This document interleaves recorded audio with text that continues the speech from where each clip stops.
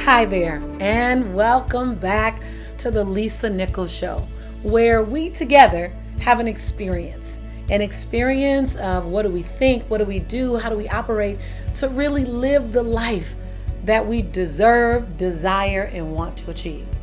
One of my favorite parts is reading your comments, so keep them coming. Caesar, you said BOL, breakthrough out loud. I was always identifying with the pain, not the lesson. I am aware now. Oh, I love that. So let me just say, Caesar, it's so common for people to identify with the pain of an experience, a difficult relationship, a divorce, a breakdown, a job, anything. It's far easier, not so easy in the long run, but easier in the moment for us to identify with the pain versus doing the work, climbing under the pain and finding the blessing in the lesson. I know that sounds hokey, but guess what? If you can find the lesson in an experience, then it was never a failure. And if it was a failure, you failed forward. I love the concept of failing forward. So Caesar, I'm super excited about your breakthrough out loud. And Elaine, I love it. You start your comments with, wow, you have been getting me through some huge transformations. I feel, I love this word, reborn again.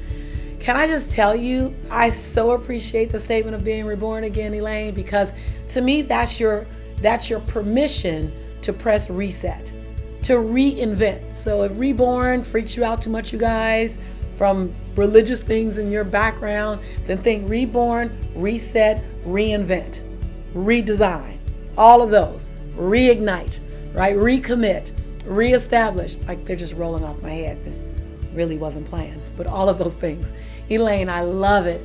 I love it. I love it when you can say, hold on, who am I today? Who am I when I transform my today? When I redesign my now, when I reconstruct my future? Elaine, that's what you're doing. And I'm so excited as your sister to do it with you.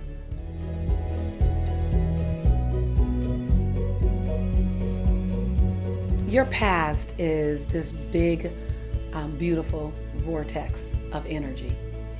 It's the energy, the memory, the experience, and everything you give it. And sometimes we give our past so much energy that we're robbing ourselves of our future. We're robbing ourselves of our now. I don't ever want to measure an experience and say it's not strong enough to still have a meaning to you in your now. But I will say, there's no experience that has the right to rob you of your now. Because if there's something in your life that is consuming your energy now, because the pain is big, I'm not negating the pain, the frustration, the hurt, the shame, or the anger. I have had them all. And I have allowed them all to take away some of my now. You know, I'm not saying anyone is not worthy or not big enough to have an imprint on you. But I am saying that you get to design the impact that it has on you. In the moment you didn't, in the moment that it occurred, in the moment that you had that unexpected death, in the moment that you were verbally, emotionally, or physically abused, in the moment that you were released and let go from something you weren't ready to be released and let go from, in the moment that your trust was violated, in the moment that your life was betrayed, in the moment that you fell short of your own expectations or goals, in that moment, that feeling was very real, very necessary, very visceral, and very much validated in that moment. And then there's a process of you giving yourself permission to leave that moment right there. Because the moment you pick it up and you carry it with you like this, you like pull it. Oh my God, I'm gonna pull you with me. All of a sudden, if there's a door you're trying to get through, you and this thing can't fit. You and this issue can't fit. You and this experience can't fit. And so often we're trying to pull this thing through, and because it's important. It happened. And your future is going, oh my God, I can't take you both. So I'll leave both of you and your issue. What does that look like? Missed opportunities. That love that never happened. You weren't ready for it. You were trying to bring too much to it. It stings a little bit. That greatness that never emerged, because you're trying to bring to your greatness all of your why you play small, all of your why you don't trust. And so, yeah, things happen to us. It's called life. I'm not minimizing your life because I don't want anyone to minimize mine. And every experience you've experienced is real. Every feeling you've had is real.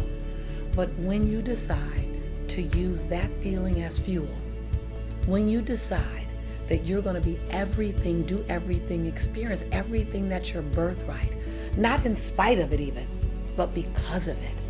When you recognize that you don't have to stand in the experience, but you stand on the experience, that it's not your fortress, it's your platform. And that doesn't mean you tell everyone about it. It just means it's a part of the thing that makes you who you are. I'm always blown away that when I share the most vulnerable parts of me, my imperfections, my breakdowns, when I share the moments when I was scared, I was angry, I was fearful, when I share that and then how I crawl through it, I don't even talk about running through it. I talk about crawling through it. How more people stand up and show up and raise their hands up and love me and like me and embrace me.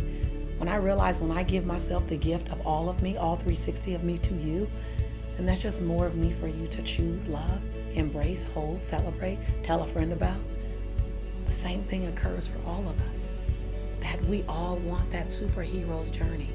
And a superhero don't become a superhero until they have to climb through something. And you don't get determination Google downloaded to you. You cannot Google download perseverance. You cannot Google download faith. You cannot Google download forgiveness. You cannot Google download determination. You have to go through something. Keyword, go through it. You don't park and take out real estate in the hurt. It is never meant for you to live in hurt. It's never meant for you to live in shame. It's never been meant for you to live in blame, regret, or anger. Never, ever. It is okay for you to go through it, though. And if you ever stop judging yourself that you've gone through it, then you can get through it. But it's when you stop and you go, oh my God, I'm riddled with pain. Oh my God, I'm riddled with hurt and shame. Oh my God. And all of a sudden you sit down and then you think about it and you ponder on it and you share and you text your friends about it and then you post about it. Good Lord, you take pictures of you in it. All of a sudden you're taking a moment, what was only supposed to be a moment, and you're prolonging a moment and making it an ongoing life experience that you never even deserved in the first place. Or you're not so visual about it. You don't post about it. You don't talk about it. You don't text about it. You just think about it. You just hold on to it. That silent resentment, that quiet shame, that unmentioned blame. And in all honesty, it's just as impactful as if you were posting about it, as if you were on a stage talking about it, as if you had a bullhorn sharing to the world that it exists. I want to invite you to be radical. And anytime anything ever happens to you that takes a bit of your joy, your peace of mind, your happiness, you give it permission to only live for a brief moment in your life. You put it in your life the same way you put a carton of milk in your refrigerator. You know it has an expiration date. You know when you put the milk in your refrigerator, it is going to leave. Either I'm going to drink it or I'm going to pour it out. But it will not stay in my refrigerator forever. Not even for a prolonged period of time. That every situation that doesn't feel good, because they're going to come. Listen, if I can tell you how to avoid hurt and pain and shame and blame, first I do it on myself. I drink the juice, I take the pill, blue or red, and I created my own life, and then I share it with you. But since that's unrealistic and it's not the truth, when we go through something, let's make sure we keep our lives in drive and go through it.